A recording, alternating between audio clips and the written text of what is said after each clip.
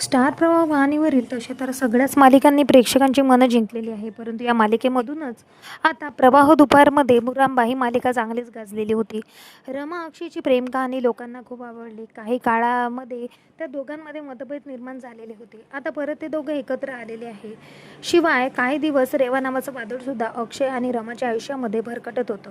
त्यानंतर रेवाचं सत्य सर्वांसमोर आणून अक्षय आणि रमाने मिळून तिला जेलमध्ये टाकलेलं होतं. परंतु आता आपण पाहणार आहोत की लवकरच रेवा नावाचं वादळ आता रमा आणि अक्षयच्या आयुष्यात परत येणार आहे. हो, म्हणजेच निशानी बोरुलेची एंट्री परत आता एकदा आपल्याला मुरांबा या मालिकेमध्ये पाहायला मिळणार आहे.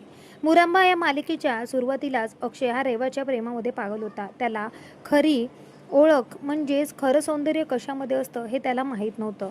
रमा ही दिसायला कुरूप होती, परंतु ती मनाने सुंदर होती. शिवाय रेवा ही दिसायला सुंदर परंतु मनाने अतिशय दृष्ट होती.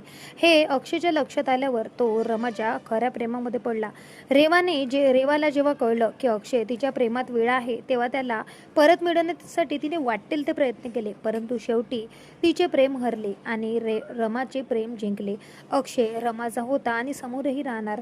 नुकतंच अक्षय आणि रमाचं लग्न परत आता एकदा पार पाडलेलं आहे. त्यामुळे आता लवकरच रेवा नावाचं वादळ रमा आणि अक्षयच्या आयुष्यात पुन्हा येताना आपल्याला दिसणार आहे.